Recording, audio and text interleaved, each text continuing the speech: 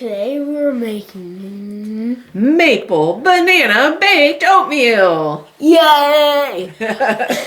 So we're doing we're gonna use maple syrup. You can use honey.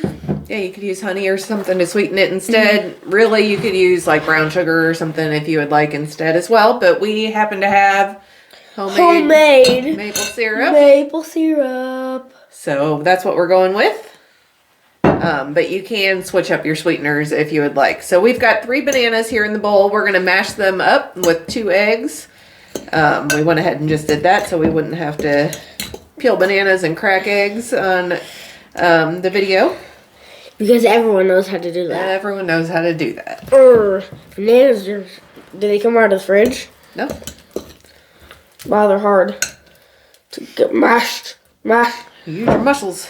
It's better if the bananas are a little bit more ripe than these ones are and a little bit smushier, but you know, pretty much anything will work. So if you have some brown bananas and you don't want to eat brown bananas, use them in this. Yeah, it's a good way to use them if you're not in the mood for banana bread. We used to make a ton of baked oatmeal. We were making it all the time. That we have, I don't know, there's probably got to be at least a dozen different flavors of baked oatmeal on the blog. But it's been a little bit since we've made some, so I thought this would be a fun breakfast to make. And yeah. So usually what we do is we used to anyway, make a batch on the weekend, and then you can heat up pieces throughout the week for a pretty quick and easy breakfast. It's good on its own. It's good with like another drizzle of maple syrup over the top, or a dollop of vanilla oatmeal, or vanilla yogurt, not oatmeal. Otherwise, it's great warmed up with just a little bit of milk over the top too. So there's a lot of ways you can do it. We've made baked oatmeal for brunches before as like a sweeter but still healthy option. So we really like oatmeal. It's just very versatile. You need some help or you got it? I'm trying to break up a banana piece. Doesn't seem like it should be that hard. I know. Because it's not like they were green bananas. They just weren't super ripe. And it's okay if it's not all pureed. There can be some chunks, but we want it to be... Do you want me to do it for a second? Yeah. You try smashing it. See how hard the banana chunks are. Yeah, it probably would have been easier to smash them without the egg in there, but I just thought that would save us some time up here. Yeah. We couldn't even smash them down. No, on the video. That would have worked too. But they'll also get more soggy as we put more once we put some more ingredients in, they'll break up a little bit. Besides, it wouldn't be bad to have some little banana chunks in the These are 3 ingredients that are basically liquids. We got some milk, we got some yogurt, and we got some maple syrup. Yep, so if you want to go ahead and stir in the oatmeal, that might help kind of break up the banana a little bit further, but I think we're in pretty good shape. I'm going to add in the milk. Okay. Then we got 1 cup of milk. We just pour it in. Mm-hmm. I'll add in the milk and yogurt. Okay. You want to hand me the maple syrup and I'll pour it out to measure it? Or do you want to do that? I want to do that. Okay. And we got a cup of vanilla yogurt. Yep, you can use vanilla or plain. Either one works. We've done both. We usually buy vanilla yogurt. Right, and this is a very forgiving recipe, so you know, you can kind of take some liberties with it if you like. We don't prefer nuts in this kind of stuff, really, in any baked good. Yeah. But if you like walnuts or whatever, you can feel free to throw some of that in. If you want to add a little bit of flax or something, you can go ahead and add a tablespoon or 2 of that. So it's very forgiving. We're stirring the mush. Not much to stir. Here, put the fork in here. A 4th cup maple syrup. Yep. Again, this is homemade. We made it ourselves. Yep, obviously it doesn't have to be homemade. You can use just whatever maple syrup or, again, honey or whatever your favorite kind of sweetener is would be fine. Oh, this maple syrup. But this maple syrup is so good. Did you say that because you heard me whisper Yep, it? I heard you saying it, and I wanted to say it so that people could hear it, because it is so good. it's about maple syrup time, so we'll be Getting more. doing some more maple syrup. My parents and one of my brothers, actually two of my brothers, make the maple syrup, so we'll have to maybe try to get some little clips while we're there if they're doing it while we're out at my parents' house and show you guys. Because it's a pretty cool process, really. It's a lot of work. It takes a lot of sap to make some maple syrup. It takes like 55 gallons. It takes like 40 gallons of sap to make 1 gallon of syrup. Yeah, it's crazy. But it's kind of cool to watch it. They've refined the process over the years, and yeah, it's getting and now they do it where they take out some of the water before they boil it. That way they're not boiling it for so long. Yep, they do some sort of RO process, and then so that's baking soda. I'm adding how much? 2 teaspoons. 2 teaspoons baking soda and 2 teaspoons cinnamon.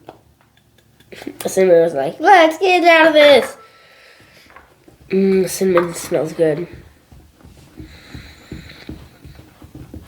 And again, you could get creative on the spices if you'd like. If you want to add a tiny bit of cloves or a little bit of nutmeg or a little bit of ginger or whatever, that would be fine. We tend to stick with just cinnamon. Yeah, we don't go too crazy on all of our stuff. But any of those others would be delicious. It's just trying to keep the ingredient list under control. You start adding too much and the list looks like this and then people don't want to make it, so. Yeah, but like you can use the same base recipe, but use the same amount of stuff, just you can use different types. Or you could even add in some walnuts with the thing or some nuts, whatever. Let's add this. 2.5 cups of oatmeal. Yep, these are rolled oats, not quick oats. You could probably use quick oats. I don't know that I have in baked oatmeal. I tend to just keep rolled oats on hand, so Yeah. that's what I usually have, but I can't see why quick oats wouldn't work. Again, this is a very forgiving recipe, so you can usually get away with pretty much any substitution you want to try to make. I've never had one not work with anything that I've tried. I mean, you could probably use 2 cups of yogurt instead of milk. Yeah. Or 2 cups of milk instead of yogurt. Yeah, I've done it with all milk before. I like it better with the yogurt, but it'll still bake up fine.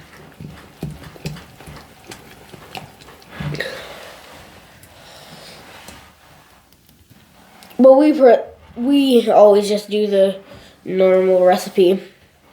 Yep. We've had this one. I want to say this one's probably been on my site for 5 or 6 years. We've been making it a long time. If you click over, you can see pictures of him as like maybe a 2-year-old making it. So we've been doing this a long time. All right. That's about it. All we have to do is get that mixed up, put it in the pan. Let me put it in the pan. Now we're going to bake this at 350 degrees for about 45 minutes. You can eat it hot. You can eat it at room temperature. It's good either way. I mean, I would suggest letting it cool for a few minutes before you cut into it. But one of the things I love about this recipe is it's soft and kind of fluffy. It's not like a really dense baked pudding. The baking soda helps to keep it a little bit aerated. So it's got almost like a pudding kind of consistency at the end, like a baked pudding where it'll hold a piece, but it's soft. So I really like it that way. We're going to stick it in the oven and we'll be back to taste it in a while. We'll see you then. Woo-woo! Well, I guess we're back. We're back. We're back. We're back. As you can see, it's baked and yummy. It's super soft and it's not very dense. So we've got some slices of banana on top, and again, you can put a scoop of vanilla yogurt on top or eat it plain. You can put it in a bowl with some milk. Otherwise, you can put a little bit of extra maple syrup on top. It's not necessary, but it makes it that much better. Good? We'll put some extra banana too. It's awesome. It's hard to show the texture, but it's soft. Like it holds together, but it's not, again, sometimes baked oatmeal gets really dense, but I don't know how I'm going to show you the inside here, but it is really good. So again, this reheats well. It keeps well in the refrigerator. You could freeze pieces if you wanted, but we don't usually do that. We just eat it till it's gone.